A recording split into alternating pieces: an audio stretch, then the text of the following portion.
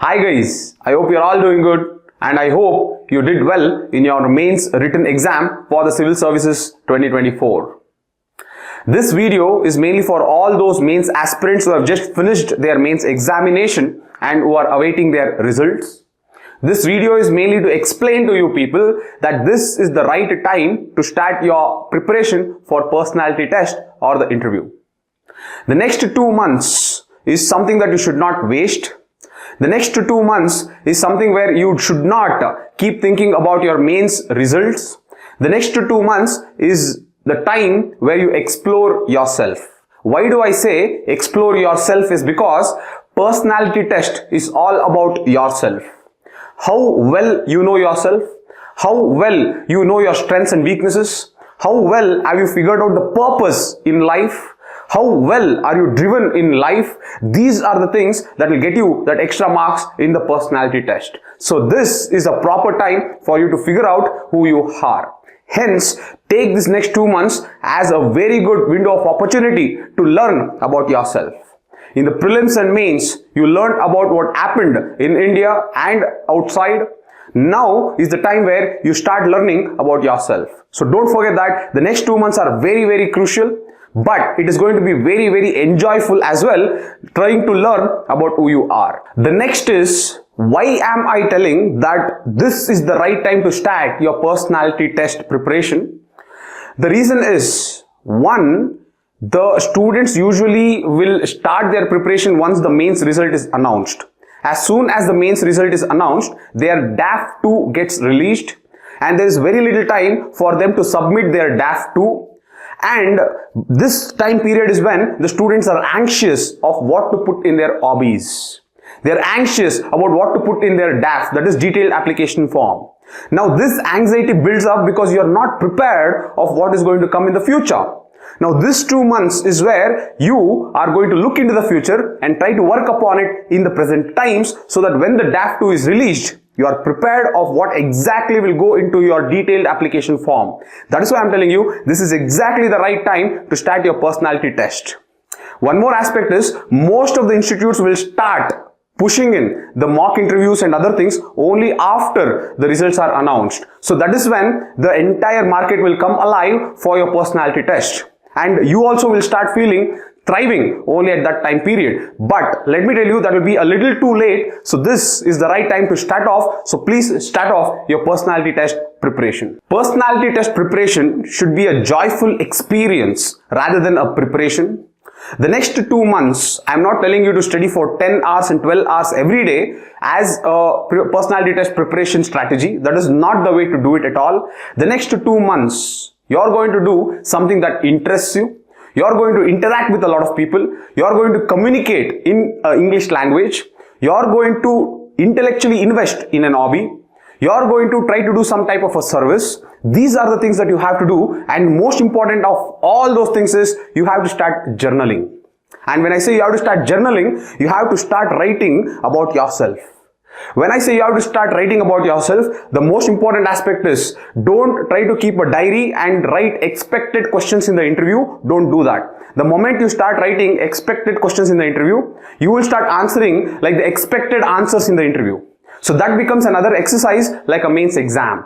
Please don't look at this preparation as your mains exam or a prelims exam. This is a phase where you're trying to explore and figure out who you really are. So in that endeavor, when you're journaling, try to just figure out what are your likes, what are your dislikes, what are your strengths, what are your weaknesses, what is it that pushes you or drives you to keep working hard, what was your role model in your school life or college life, what is the speciality of your village, your district, your state, what are few things that you have done that you are very proud of. What are the few things that you have taken from your parents that has inspired you to do more?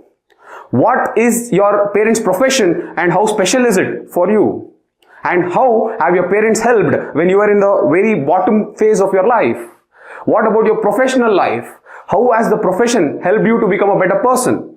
How did you contribute to your profession to make it a much more higher quality in its standards?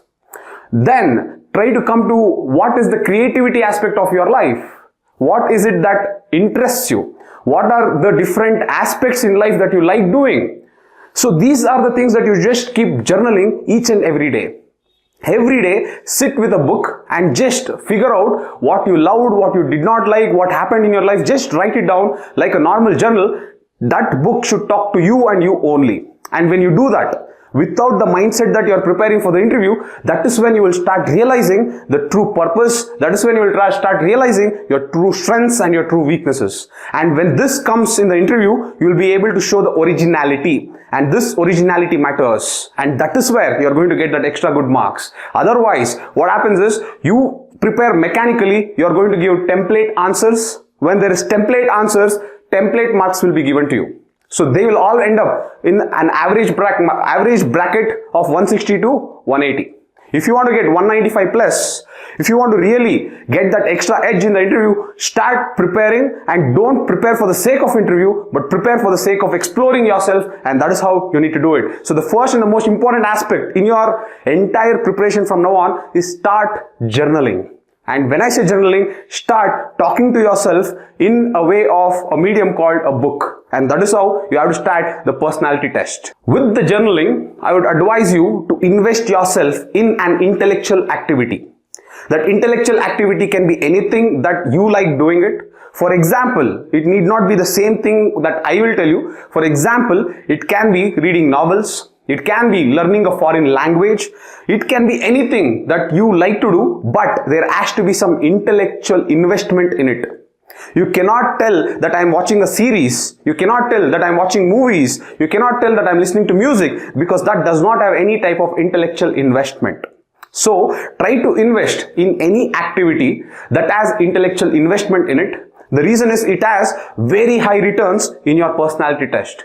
Because if that activity catches the attention of the examiner, then almost 10 minutes of your interview will go on that activity.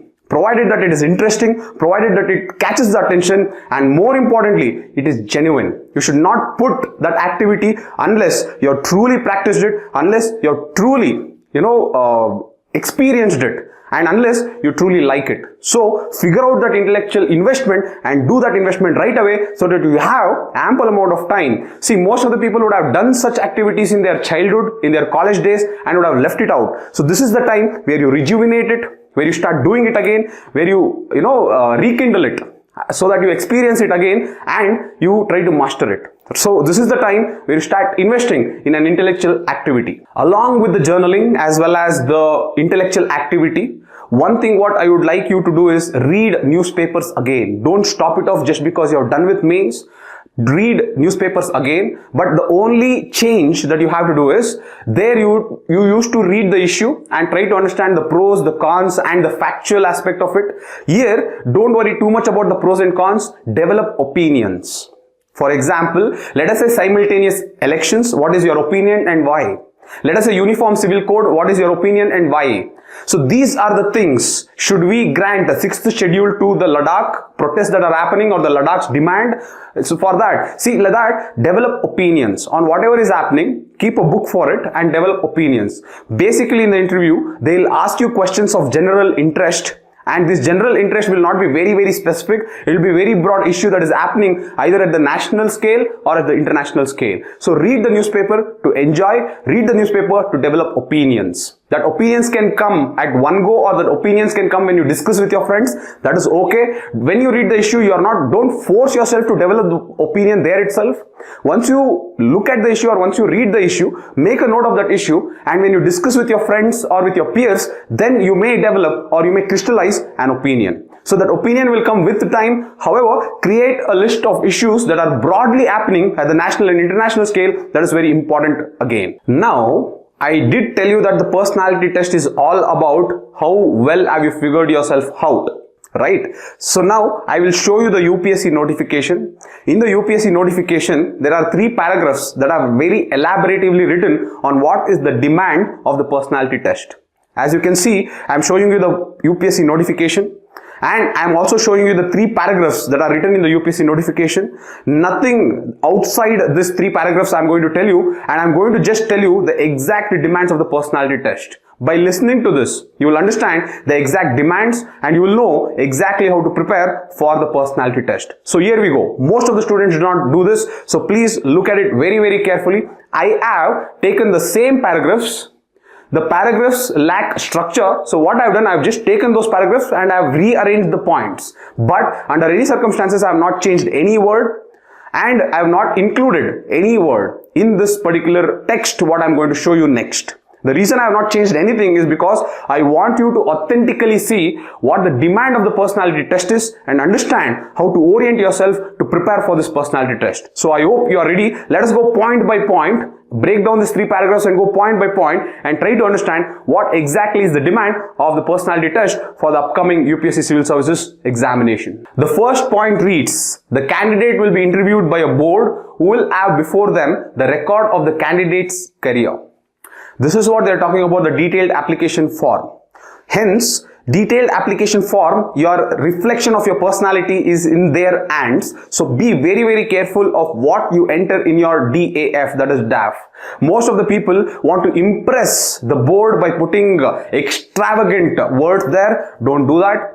You always put the word that are authentic. You always put the word that is genuine. You always put the word that you truly mean. So please make sure that you do it. Your DAF should reflect your personality. It should not reflect some type of impression. That definitely will not work. So the first thing is they will have in their hand a record of your career. So don't be skeptical that you are not good in your career. What can happen? They will not worry about it because that is what the next point is going to tell. So look at the next point and you'll get clarity on that.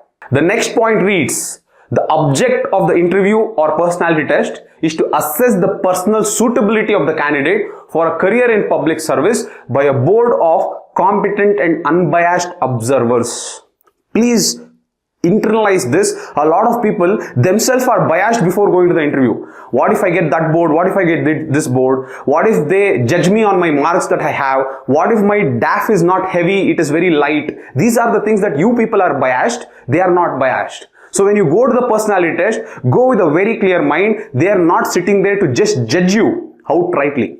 Obviously, they are going to judge you at the end of the personality test, but you will get 40 to 45 minutes time to turn the tables and show who you really are. So don't judge yourself thinking that they have already judged you even before going to the personality test. That is a trap. So I hope you understand this. They are unbiased and they are waiting to just know who you are. And if you can open up and tell who you exactly are, and if you can convince them that you are suitable for this public service, then you will get all the marks you can. So I hope this was the second point and you took in exactly what the demand is. The third point reads, the technique of the interview or personality test is not that of a strict cross-examination, but of a natural though directed and purposive conversation which is intended to reveal the mental qualities of the candidate. Okay, in this point, forget the second half of the statement. What is this mental qualities they are looking at? Because that is what they will elaborate in the next point. But what is very important is, one thing that you should understand is, it is not a strict cross-examination. What is something that you have to notice here is, most of the mock interview that you go and the mock interview that you give is a strict cross-examination. There is question and answer session. It is like testing your intellectual abilities again. So that is something that you should not focus purely upon. Okay, very, very clearly they have told it is not going to be a strict cross-examination. They are telling strict cross-examination because it may seem cross-examining, but it will not be a strict cross-examination where they are assessing your intellectual abilities. Okay, the second half is where they are telling that it is going to be a directed and purposive conversation which is intended to reveal the mental qualities of a candidate. What I mean by directed and purposive conversation is, let us say that when they asked you, what are your 3 strengths? You cannot just tell 3 strengths and keep quiet there. Okay, you should tell what are your 3 strengths. For example, punctuality, ambition and honesty. These are the 3 strengths that you have developed because of so and so. And when you tell that story, why those 3 strengths are your strengths in the first place, that story or that context is what will make it more conversational. That is what will give more purposive way of talking about different things, and that is how the communication starts. So if it is a strict conversation, so let us say that they asked you what are your 3 strengths and you told honesty, integrity and transparency and kept quiet. This is not the way to go. That is what is this point. I hope it is clear. So develop the habit of opening yourself and talking to people so that you are expressive. Until now you were very, to the point. Now you should be more expressive. Expressive means you have to tell a story in order to attach the context. So that is what is very important in this point. The fourth point reads, the interview or personality test is intended to judge the mental caliber of a candidate. In broad terms, this is really an assessment of not only intellectual qualities but also social traits and interest in current affairs. That is why in the beginning I told you, one, you should have developed a very good opinion on what is happening at the national and international scale. The next is, in this point, they are using two words. One is mental caliber and the second is social traits. What is this mental caliber and social traits is something that you will get to know in the next point, because there they have elaborated the qualities that they are looking for in a civil servant. Some of the qualities to be judged are, as you can see, these are the qualities that are explicitly mentioned in the notification. I have not in any way added or subtracted even a text in this particular words that I am going to show you. Okay, some of the qualities to be judged are, the first is mental alertness.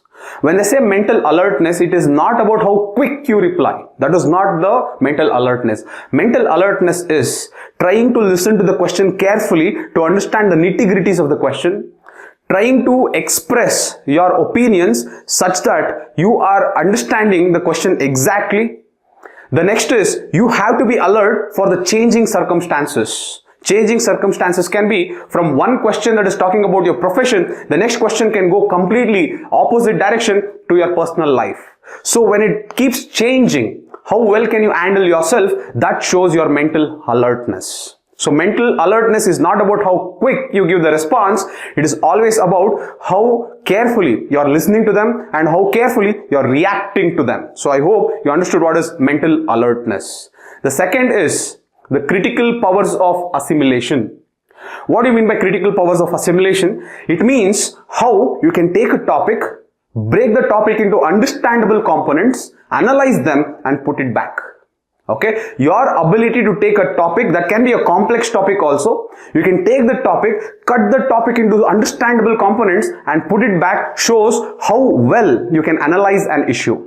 This is what is the critical powers of assimilation. So they can throw to you simultaneous elections, they can throw to you the solution for the Ladakh problems, they can throw to you any problem. How well can you take that problem and can you break into different parts, assess it and then put it back and give them the solution, shows your critical powers of assimilation. So that is the second quality that they are looking for. The third point is clear and logical exposition. Exposition means expression. Expression requires communication, and for that you should be confident. Now, clear and logical exposition means in a very simple way and a structured way, try to express what is your opinion.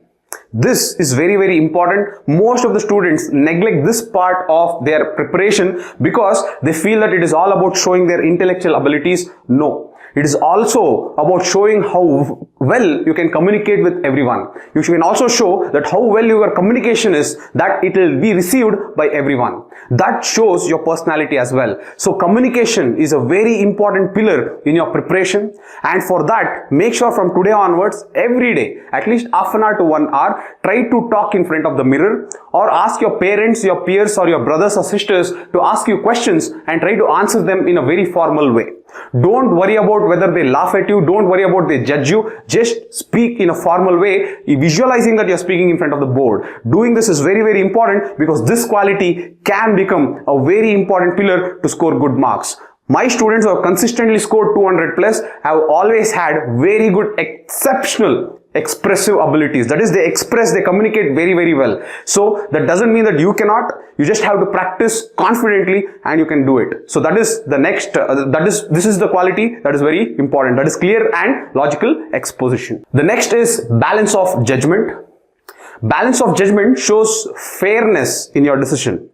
It should not only look at objectivity, it should not only look at rationality, but it should also look at fairness. How well can you be inclusive to take all the stakeholders and do justice to all the stakeholders is what is balance of judgment. So the judgment should not be inclined, the judgment should not be favored, and most importantly, the judgment should not be biased. Be very careful of that. So the balance of judgment shows the fairness, the quality of fairness that is there in you. The fifth quality that they are looking for is variety and depth of interest. Now look, when they say variety, that doesn't mean you put a lot of hobbies. No, you put one or you put two. But as you can see, the second half, the depth of interest. That is what matters. The depth doesn't mean that you are able to tell every answer about that particular activity. That is not depth. The depth is about how enthusiastic are you when you're answering, how genuine are you when you're answering, and show the experiences that you are endured while practicing that interest. So that is what is important. Many people are only focusing on variety and they are not focusing on the depth.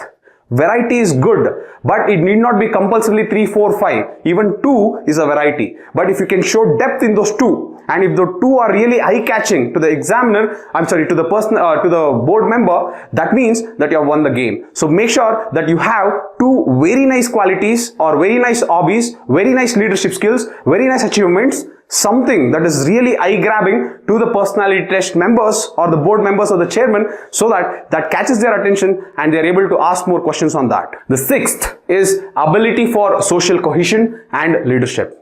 Okay, now here they may put you in several contexts and they can ask you how well are you able to address those particular problems. And when you are addressing the problems, always know that you should be a person who has to act as a leader. A leader should take tough decisions. A leader should be able to carry everyone together. That is why social cohesion and leadership are together. Okay, it is the leaders who are able to maintain the social cohesion and to strengthen the social cohesion even more. So how can you solve the problem? By not diluting the social harmony is this quality. So this is where you can practice a lot of cases, that is case studies, where you are able to balance all the stakeholders and maintain the social harmony and show yourself as a leader who can solve the problem. So that is what is the sixth ability. The seventh one is very tricky, but this is where a lot of people will not understand: intellectual as well as moral integrity. Intellectual integrity is whatever you're speaking is authentic. Moral integrity is whatever you're thinking also is authentic.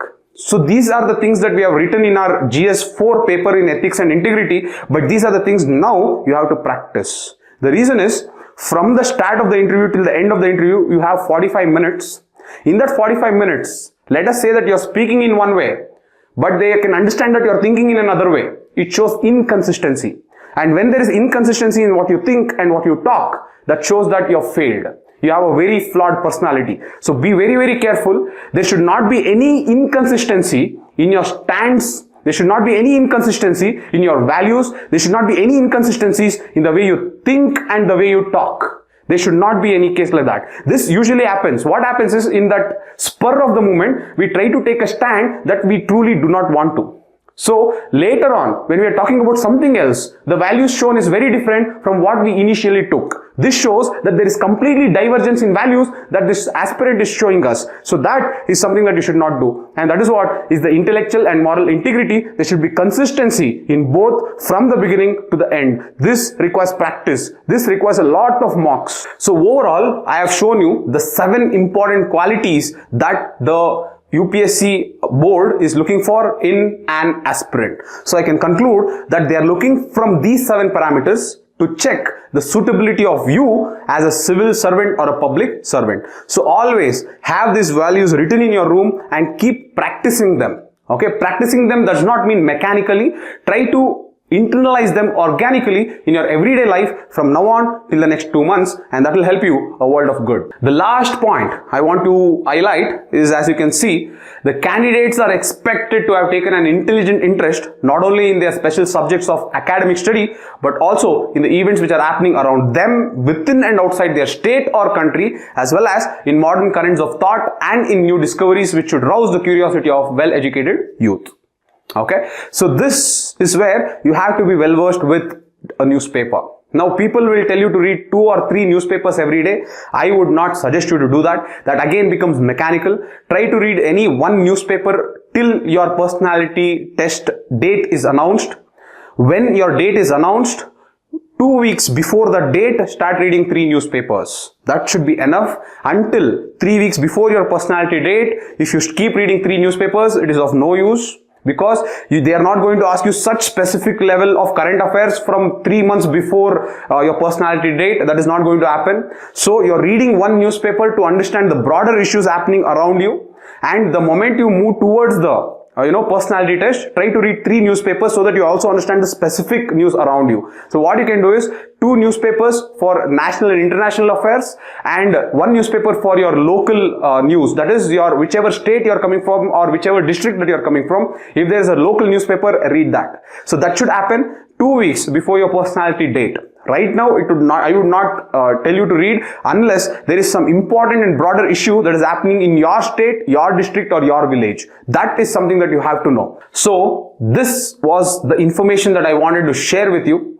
This information is explicitly given by UPSC in their notification, which reflects the demand of what they are looking for in an aspirant when that aspirant sits for the personality test.